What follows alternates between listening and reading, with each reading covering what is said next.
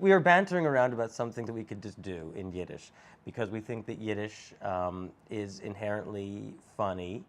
Okay, well, first of all, it's not necessarily the vocabulary, although there is a lot of good stuff in onomatopoeias in Yiddish.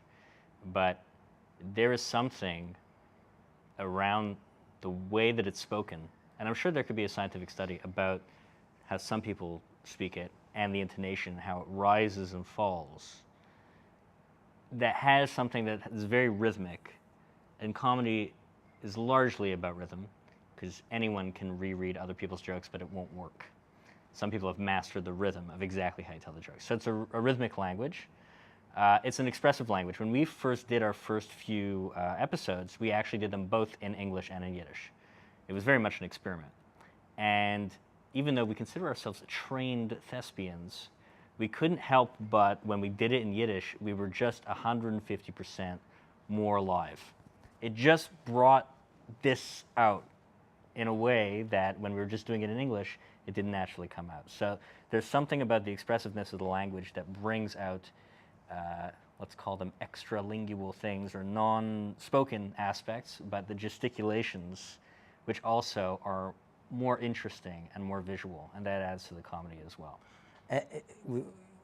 We've said things like this before, and other people have said things about Yiddish being inherently funny that then some people who are very protective of Yiddish, I think, took the wrong way. They might have thought, and those other people, whoever they are, might have meant it in that sort of derogatory way.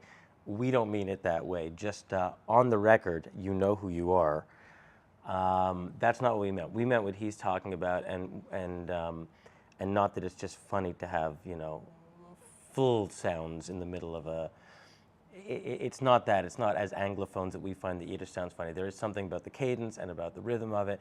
But I would also say linguistically, as it evolved through Germany and Slovakia and Slovenia and Hungary and Poland and the travels of Yiddish and right up to and including American Hasidische Yiddish, which is this sort of Yiddish-English hybrid.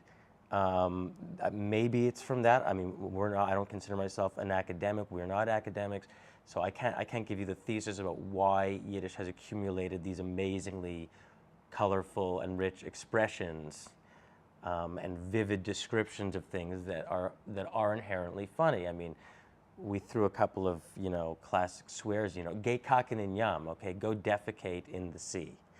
That's not something that you'd say in English. I think people should.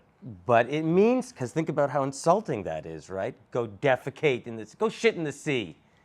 What does it even mean? Go swim out there and then shit, and then hopefully you drown in the middle of the sea, or you have to put all that effort in just to go move your bowels. I don't even know what it means, you know. Or, you know, may you grow like an onion with your head in the ground. Whatever these sort of classic Yiddish expressions that I heard growing up are funny, not because they sound funny, but because the wisdom of the ages and the colorfulness of the language over 1,000 years led to this type of way of speaking, which, like he said, is also a physical, manifests physically, and our performances were very different when we did them in Yiddish, and so we went full on with the Yiddish at that point.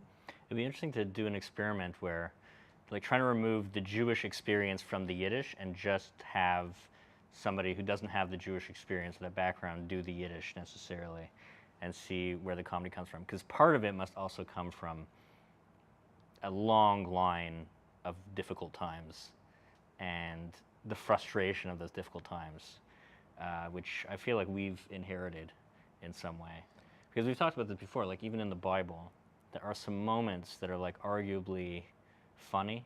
Like it's a very literal, and you know, Jehovah's generally a pretty vengeful God compared to the New Testament. It's some pretty serious stuff. But when Abraham is negotiating with God for souls, and he's really running it like a shook market interaction, that's pretty funny. Like there's some funny points in there. So it's not just this interesting, mostly Germanic language that's funny, but it's also something about the stiff-necked Jewish people all the way from Egypt that is just a little bit funny, that we unfortunately have inherited. Yeah, and as we would guess, Freud either would say or did say is we survived it all by having a certain sense of humor about it. And, you know, for the last 700, 800, 900 years, give or take, Yiddish was the language that we used to survive. So it's not, I don't think it's a wildly controversial thing to say that there's an inherent comedy in Yiddish and in Jewishness, because the alternative is we would all have cried ourselves to death a long time ago. Well, I do that at night. Yeah, no, not to sleep. Just to not for the death. camera. To death, I'm saying. Oh, oh.